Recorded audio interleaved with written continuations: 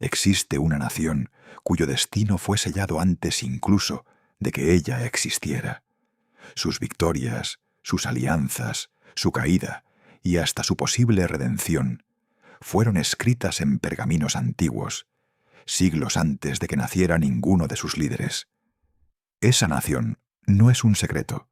Está nombrada en las Escrituras desde el principio, y la Biblia la conoce por su nombre original. Estamos hablando de Irán, y lo que estás a punto de descubrir no es especulación teológica. Es un hilo que corre desde el Génesis hasta el Apocalipsis, con una coherencia que ningún ser humano podría haber construido solo. Un patrón tan preciso, tan consistente a lo largo de milenios, que solo puede ser explicado por una mente que ve el fin desde el principio. Hoy vas a ver lo que pocos maestros se atreven a enseñar. No vas a entender por qué Irán aparece en las primeras páginas de la Biblia, en el corazón de la historia del exilio, en el nacimiento del Mesías y en las últimas batallas antes del fin de los tiempos. Y vas a entender por qué eso importa para el mundo en que vivimos hoy. El comienzo de todo, la tabla de las naciones. Para entender el destino profético de Irán, necesitamos volver al punto de partida de toda civilización humana. Después del diluvio, cuando las aguas se retiraron y Noé pisó tierra firme con su familia, Dios no salvó solo a 8 personas. Reinició a la humanidad. Y de esa familia descenderían todas las naciones de la historia. En el capítulo 10 del libro de Génesis encontramos lo que los eruditos llaman la tabla de las naciones, el primer mapa genealógico del mundo después del diluvio. Es un texto que mucha gente lee como una lista aburrida de nombres difíciles, pero quien entiende lo que hay detrás de cada nombre se da cuenta de que está mirando el plano arquitectónico de la historia humana. Dentro de esa tabla, 2 nombres se destacan como los patriarcas directos del pueblo que habitaría las tierras del actual Irán. El primero es Madai, hijo de Jafet. De Madai descendieron los medos, un pueblo de las montañas, duro y resistente, que habitó las mesetas al norte de la región que hoy llamamos Irán. Eran guerreros disciplinados, organizados, que construyeron una cultura propia en las tierras altas de Oriente Medio. El segundo es Elam, hijo de Sem. Y aquí el detalle genealógico es fascinante. Elam era del mismo linaje de Abraham. Sus descendientes se establecieron al suroeste, o en las llanuras fértiles que bordeaban el Golfo Pérsico. La región de Elam era una de las civilizaciones más antiguas del mundo, con ciudades, leyes y una cultura que precedía incluso a Babilonia. 2 linajes, 2 temperamentos, 2 territorios, pero un destino profético compartido. Desde Génesis 10, Irán está en el mapa de Dios, no como una nación secundaria, sino como protagonista del drama más largo jamás narrado. La primera guerra de la Biblia y el poder de Oriente. El destino de este pueblo aparece por primera vez en Génesis 14, en un relato que muchos cristianos nunca han estudiado con atención. Es la primera guerra internacional registrada en toda la Biblia. 4 reyes de Oriente, liderados por Kedorlaomer, rey de Elam, invadieron Canaán con sus ejércitos. Ciudades fueron saqueadas. Poblaciones enteras fueron sometidas. Y Lot, cosobrino de Abraham, cayó como prisionero. Observa lo que está ocurriendo. Desde el comienzo mismo de la narrativa bíblica, el poder de Elam ya está en escena, en conflicto con el pueblo de la promesa. Kedorlaomer no era un rey menor, era el líder de una coalición, el poder dominante de su era. Y ese poder tenía en la mira precisamente las tierras que Dios había prometido a Abraham. Pero Abraham no esperó. Con solo 318 hombres entrenados, persiguió a los ejércitos invasores de noche y los derrotó. Rescató a Lot, humilló a los reyes de Oriente y regresó con el botín de la batalla. Fue una victoria imposible, según los estándares humanos. Y desde ese momento, quedó establecida una tensión que recorrería toda la historia bíblica: el poder de Oriente frente al favor de Dios. Y el favor de Dios no cede. Aquella batalla nocturna en Génesis 14 no fue solo un conflicto militar. Fue el primer capítulo de una historia que todavía se está escribiendo. Oriente intentaría varias veces doblar o destruir al pueblo de la promesa, y cada vez algo más allá de la lógica humana intervendría. Isaías y la profecía del rey, que aún no había nacido.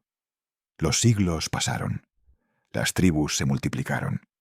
Los clanes se convirtieron en reinos. Y de la fusión de los descendientes de Madai y Elam surgió el imperio persa, un coloso que se extendió desde la India hasta Etiopía, gobernando más de 40 naciones distintas. Pero lo verdaderamente extraordinario no es el tamaño del imperio. Es que Dios había anunciado su existencia antes de que ocurriera. El profeta Isaías escribía en Jerusalén alrededor del año 700 a.C. El imperio persa no existía, o Persia era apenas una región menor dentro de las tierras medas. El nombre Ciro no era conocido por nadie fuera de su familia. Y aún así, Isaías pronunció 2 profecías sobre Persia que sólo tienen sentido como revelación divina. La primera era que Dios usaría a Elam y Media como instrumentos de juicio sobre Babilonia, la superpotencia que todavía dominaría el mundo durante otros 100 años. La segunda era aún más perturbadora. Dios elegiría a un rey pagano de una nación que no conocía al Dios de Israel para liberar a los judíos cautivos y ordenar la reconstrucción del templo destruido. Y ese rey sería llamado por su nombre, más de 150 años antes de nacer. Isaías capítulo 45, versículo 1. Así dice el Señor a su ungido, a Ciro, cuya mano derecha he tomado para someter naciones ante él. Un nombre persa, escrito en un pergamino hebreo, 1 siglo y medio antes de que llegara al mundo. Cuando los críticos de la Biblia intentaron explicar esta profecía, algunos llegaron a sugerir que Isaías 40 a 66 había sido escrito por un autor diferente, décadas después, precisamente porque no podían aceptar que un nombre específico pudiera ser revelado con tanta anticipación. Pero ese es exactamente el punto. No existe explicación natural para esto. Solo existe explicación sobrenatural. Daniel. El testigo de Dios en el corazón del enemigo. Antes de que Ciro entrara en escena, Dios había preparado un testigo para todo lo que estaba por ocurrir. Un joven hebreo, llevado como cautivo al corazón del enemigo. Daniel fue arrancado de Jerusalén siendo adolescente, después de que los ejércitos de Nabucodonosor destruyeran la ciudad y llevaran a los mejores jóvenes de Israel a la capital babilónica. Rodeado por la corrupción y el esplendor pagano de la corte más poderosa del mundo, Daniel no se rindió a ese ambiente. Rechazó la comida del rey, rechazó la idolatría impuesta, rechazó la asimilación que destruiría su identidad espiritual. Y por esa fidelidad, Dios le concedió algo que no le había dado a ningún otro cautivo, el don de revelar misterios. El primer gran misterio llegó por el propio Nabucodonosor. El rey fue perturbado por un sueño tan poderoso que lo despertó temblando en medio de la noche. Convocó a todos los sabios de Babilonia con una exigencia imposible. No solo interpretar el sueño, sino revelarlo primero, sin que nadie se lo describiera. Era una trampa para detectar charlatanes. Y nadie pasó la prueba. La sentencia de muerte fue dictada. Hasta que llegó Daniel. Puesto ante el monarca más temido de su era, describió el sueño con exactitud. Y luego lo interpretó con una revelación que dejó al rey sin palabras. Daniel capítulo 2, versículo 38. Tú eres la cabeza de oro. Babilonia era el primer reino, pero el pecho y los brazos de plata representaban 2 pueblos entrelazados, los medos y los persas. 2 brazos, pero desiguales, porque el brazo persa se elevaría más alto y tomaría el dominio. El sueño no revelaba solo imperios, revelaba el orden en que surgirían y caerían.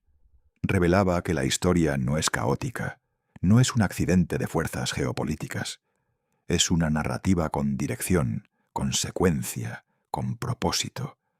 E Irán, los medos y los persas, estaba en esa narrativa como el segundo gran acto. La caída de Babilonia, la noche del banquete. Mientras Daniel servía en la corte babilónica, Ciro crecía en las tierras altas de Oriente.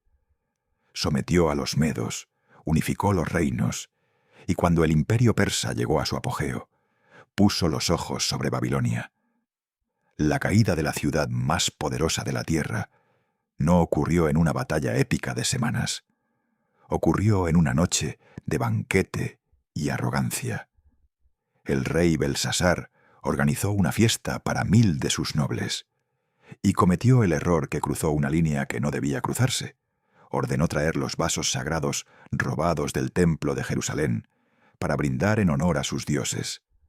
Aquello no era solo un acto de irreverencia, era una declaración deliberada de que el Dios de Israel había sido vencido, que sus objetos sagrados eran trofeos de guerra. En el instante en que los vasos del templo fueron usados para adorar ídolos paganos, en medio del ruido y la música, el silencio cayó sobre la sala. Una mano apareció en el aire, sin brazo, sin cuerpo. Solo una mano que escribía sobre la pared del palacio con letras de fuego. Nadie entendía lo que estaba escrito. El rey palideció. Sus rodillas temblaron. Llamaron a Daniel. Daniel capítulo 5, versículos 26 al 28. Mene, Dios ha contado tu reino y le ha puesto fin. Tekel, has sido pesado en la balanza y hallado falto. Parsin, tu reino ha sido dividido y entregado a los medos y a los persas. Esa misma noche, los ejércitos de Ciro desviaron el río Éufrates. El nivel del agua bajó. Los soldados persas entraron en silencio por el cauce seco. Las puertas estaban abiertas. Babilonia cayó sin combate. Y Belsasar fue encontrado muerto antes del amanecer. Piensa en la simetría de todo esto. La ciudad que había destruido Jerusalén, que había robado los vasos del templo, que había llevado al pueblo de Dios al cautiverio, fue conquistada por un rey al que Dios había llamado por su nombre 150 años antes.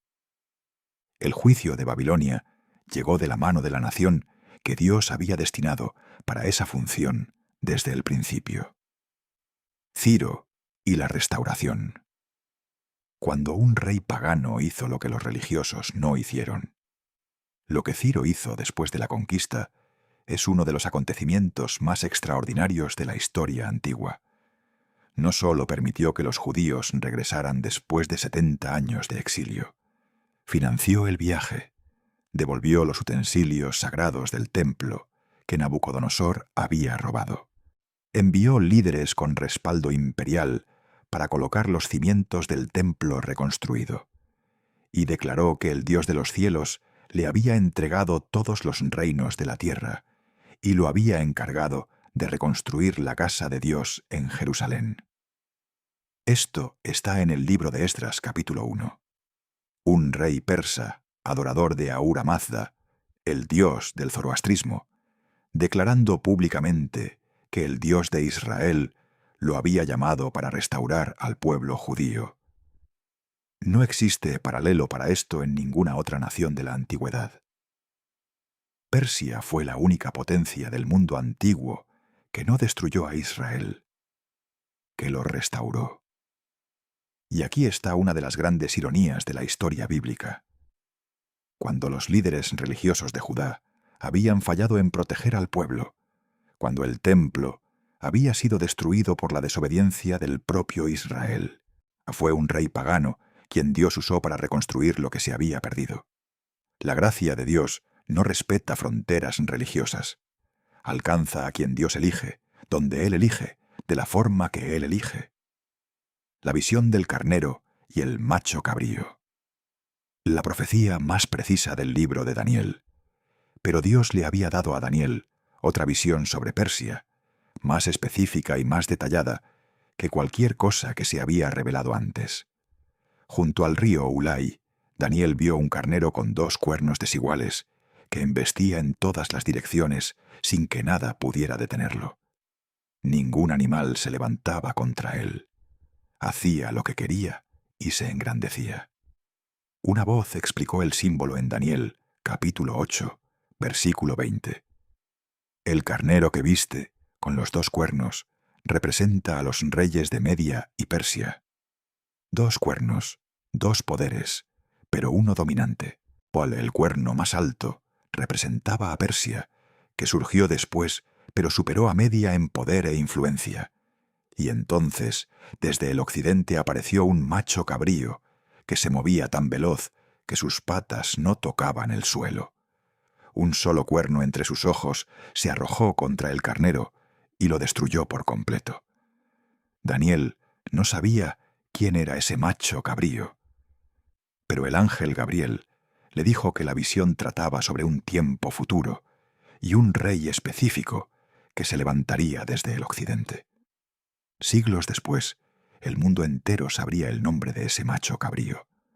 Alejandro Magno, el joven rey macedonio, destruiría el imperio persa con una velocidad sin precedentes en la historia militar. 3 batallas principales. Un imperio de 3 siglos desmantelado en menos de una década. Cada detalle de la visión de Daniel encajó con precisión matemática. Y la velocidad del macho cabrío, cuyos pies no tocaban el suelo, reflejaba la campaña militar más rápida del mundo antiguo. El cuerno único era el dominio absoluto de Alejandro.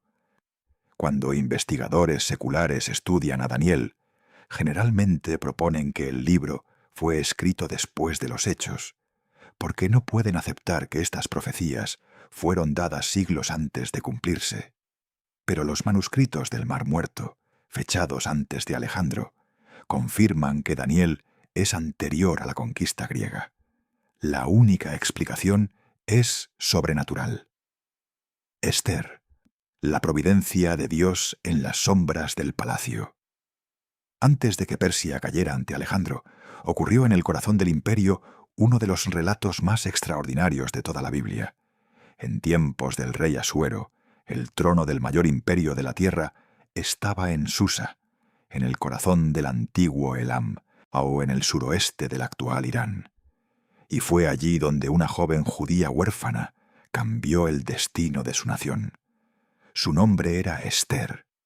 Criada por su primo Mardoqueo, entre los judíos del exilio, fue llevada al palacio cuando el rey buscaba una nueva reina después de que Vasti fuera destituida.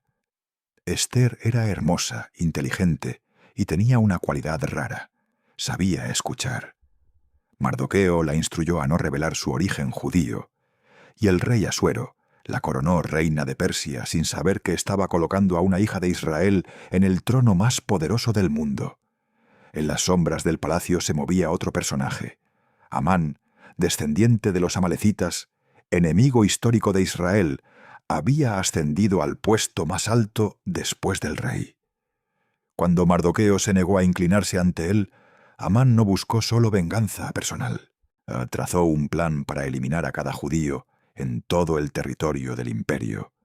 Usó mentiras, manipuló al rey, y el decreto fue sellado con el anillo real.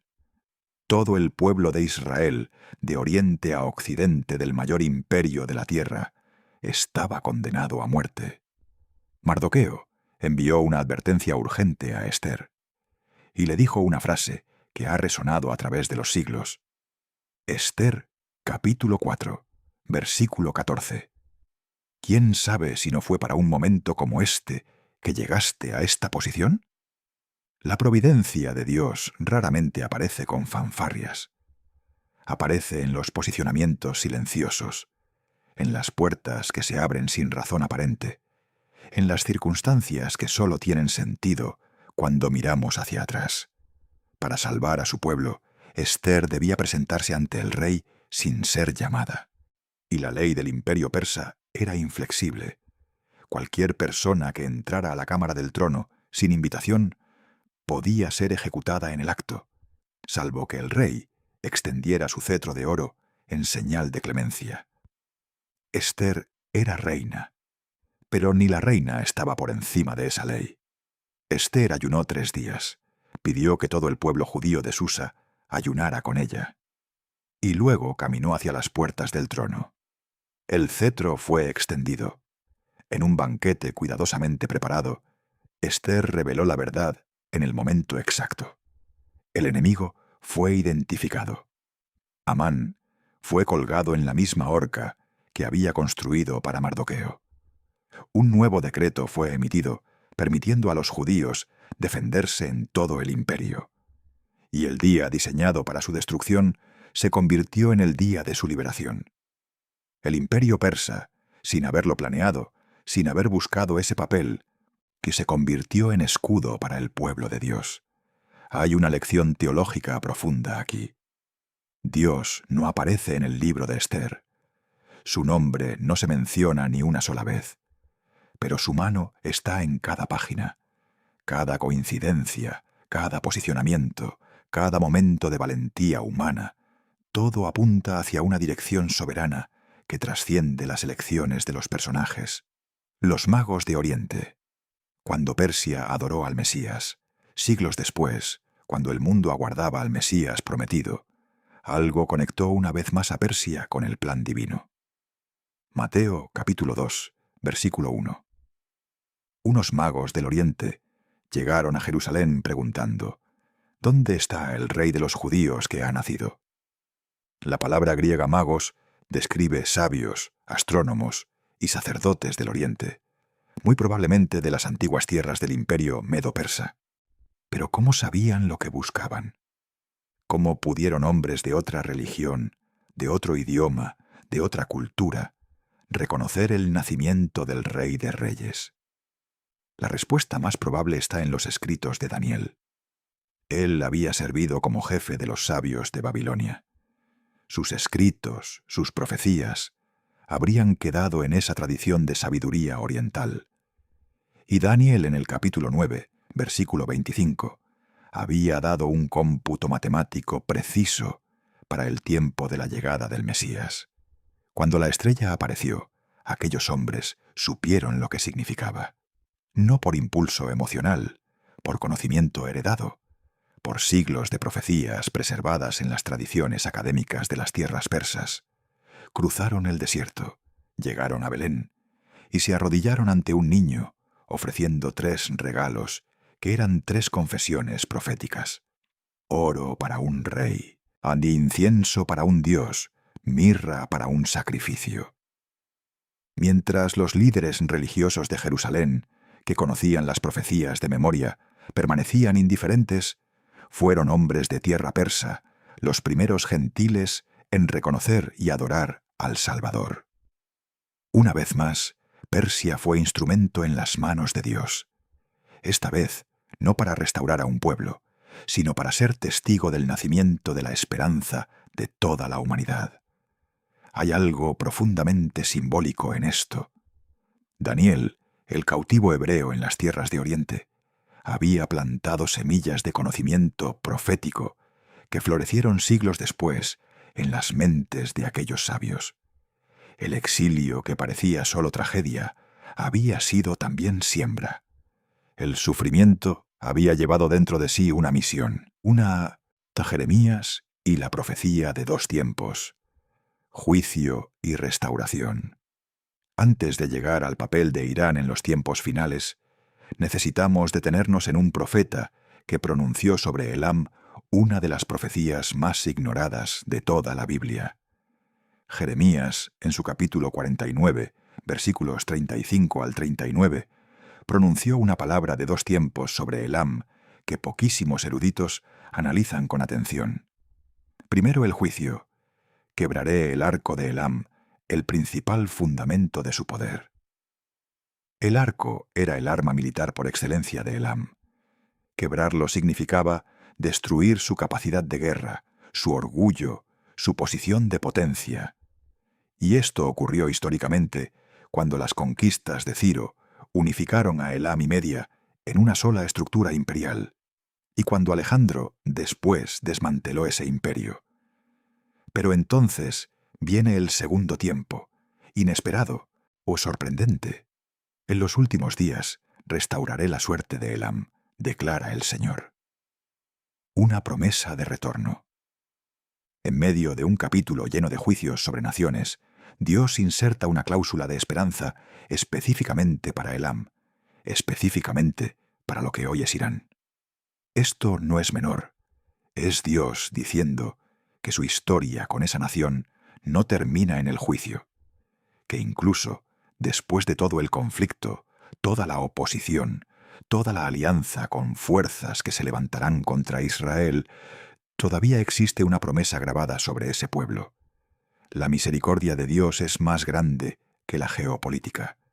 Es más grande que los pecados de las naciones. Ezequiel 38. La gran coalición de los últimos días. Y entonces llegamos al texto que ningún analista político del mundo puede ignorar cuando estudia el Oriente Medio de hoy. Ezequiel, en el capítulo 38, de versículos 2 y 5, describe una gran coalición de naciones que se levantará contra Israel en los últimos días. Y entre los primeros nombres de esa coalición aparece uno que ya conocemos. Persia, Etiopía y Libia estarán con ellos. La misma nación que liberó a Israel del exilio, la misma tierra cuyos sabios adoraron al Mesías. En los días finales formará parte de una alianza que marchará contra el pueblo restaurado de Dios. Es una de las mayores inversiones de la narrativa bíblica. Y es también una de las profecías más claramente en proceso de cumplimiento en el mundo actual. Los demás integrantes de la coalición son identificados como Gog, príncipe de Magog, asociado por muchos eruditos con una potencia del norte. Cus, la antigua Nubia, que corresponde a la región del Sudán y Etiopía actual. Put, el norte de África, que incluye la Libia moderna. Y Gomer junto con Togarma, territorios cercanos a la actual Turquía y el Cáucaso. Ezequiel capítulo 38, versículo 9. Subirás como tormenta, como nube que cubre la tierra, tú y todas tus tropas y muchos pueblos contigo. La escala del ataque es masiva. Un número de naciones como nunca antes se había visto en campaña unificada. Y el objetivo es Israel, un pueblo que la propia profecía de Ezequiel, en el capítulo 37, había descrito como reunido de nuevo en su tierra después de siglos de dispersión. Para quien sigue la geopolítica actual, la configuración de esta alianza no es ciencia ficción. Irán y Rusia tienen hoy una alianza militar real. Irán financia grupos en toda la región. Turquía oscila entre Occidente y Oriente en sus alineamientos. El norte de África ha sido escenario de influencias crecientes de las potencias del Mediterráneo oriental. Los ladrillos de esa coalición están siendo colocados. El juicio sobrenatural, cuando Dios interviene directamente. Pero lo que ocurre después del ataque es lo que transforma esta profecía de una tragedia en una proclamación de la soberanía de Dios. Porque lo que se desata no es una batalla entre ejércitos humanos, es la intervención directa de Dios en la historia. Y esa intervención es descrita con detalles físicos específicos que desafían cualquier intento de interpretación meramente simbólica. La tierra tiembla. Terremotos sacuden el campo de batalla. Los ejércitos caen en confusión. Los soldados vuelven sus armas unos contra otros. Lluvia torrencial, granizo y piedras de azufre caen del cielo. Como fuego desciende sobre Magog y sobre las islas que viven en seguridad. La coalición más poderosa jamás reunida se deshace no por una derrota militar humana, sino por un juicio sobrenatural. Ezequiel capítulo 38, versículo 23. Y seré engrandecido y santificado, y seré conocido ante muchos pueblos, y sabrán que yo soy el Señor. Ese es el propósito declarado de la intervención. No solo proteger a Israel, revelar al mundo entero que existe un Dios que gobierna la historia, que los imperios humanos, por más grandes que sean, no determinan el destino final de las naciones. Hay algo aquí que la lectura superficial no capta.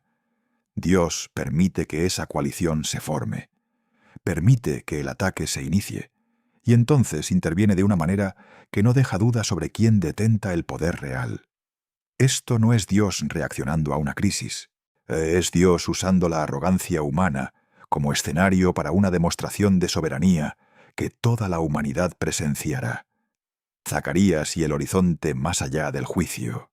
Y entonces hay un capítulo más allá del juicio, un horizonte que muchos no llegan a ver porque detienen la lectura demasiado pronto. Zacarías, en el capítulo 14, versículo 16, añade una imagen que expande todo lo que Ezequiel había descrito. Y acontecerá que todos los que sobrevivan de las naciones que vinieron contra Jerusalén subirán de año en año para adorar al Rey, al Señor de los ejércitos, y para celebrar la fiesta de los tabernáculos. Las naciones que sobrevivan subirán a Jerusalén para adorar. Eso significa que la narrativa no termina en el juicio, no termina en el fuego y los terremotos, termina con naciones restauradas en relación con Dios, termina con quienes habían sido enemigos, convirtiéndose en peregrinos. Termina con la adoración, sustituyendo a la guerra. Ahora recuerda la profecía de Jeremías. En los últimos días restauraré la suerte de Elam. ¿Podría Irán, que fue redentor, que se convirtió en adversario, que atravesará el juicio, ser también testigo de la gloria restaurada? ¿Podría haber un remanente persa entre los que suben a Jerusalén para adorar? La Biblia no cierra esa posibilidad. La deja abierta, escrita, permanente. Esto cambia la manera en que miramos a Irán hoy. No como un enemigo a destruir, no como una amenaza a contener, sino como una nación con un destino profético, con una historia espiritual que ningún noticiario cuenta, con una promesa que el propio Dios grabó en las páginas de las Escrituras. El hilo que atraviesa los siglos. Desde el Génesis hasta el Apocalipsis, Persia estuvo presente en cada etapa del plan divino. Cuando Abraham levantó su espada en la noche para rescatar a Lot, Elam ya estaba en la historia. Cuando Babilonia cayó en silencio, fue un rey persa quien reconstruyó lo que había sido destruido. Cuando Esther caminó hacia el trono, arriesgando su vida, fue la providencia de Dios, obrando a través del corazón de un rey pagano.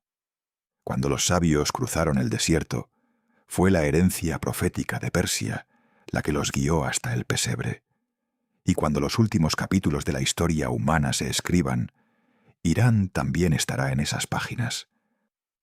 Esta trayectoria no es aleatoria, es un patrón, creada con propósito, alejada de ese propósito, sujeta al juicio de Dios, y aún así alcanzada por una gracia que no entiende de fronteras ni de banderas. La historia bíblica de Irán es, en el fondo, la historia de toda la humanidad. Y hay algo que esta historia nos enseña sobre cómo Dios opera en la historia humana. No necesita naciones perfectas para cumplir sus propósitos. Usó a un rey persa que adoraba a otros dioses para restaurar su templo. Usó a una joven judía huérfana en el palacio de un rey pagano para salvar a su pueblo. Usó a sabios extranjeros para ser los primeros adoradores del Mesías. La soberanía de Dios no está limitada por la religión ni por la nación de quien Él usa. Los titulares de hoy son páginas de un libro ya escrito. Los titulares de hoy no son accidentes. No son el producto aleatorio de fuerzas geopolíticas que chocan sin dirección. Sí, son páginas de un libro escrito mucho antes de que cualquiera de nosotros naciera. Y quien tiene ojos para leerlo puede ver con claridad en qué punto de esa narrativa nos encontramos. Cuando lees sobre tensiones en Oriente Medio, sobre coaliciones que se forman, sobre Israel rodeado de enemigos, sobre las naciones del norte y del este alineándose en nuevos pactos, estás leyendo el periódico con un contexto que la mayoría de las personas no tiene. Estás viendo el mapa profético desplegarse en tiempo real. Eso no debe generar miedo. debe generar claridad.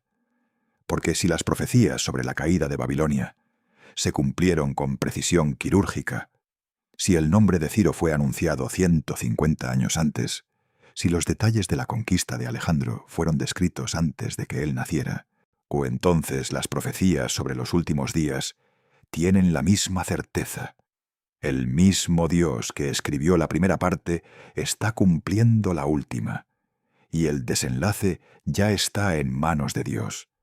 No en manos de los imperios, no en manos de los dictadores, no en manos de los mercados financieros, ni de las alianzas militares. En manos del mismo Dios que llamó a Ciro por su nombre antes de que naciera.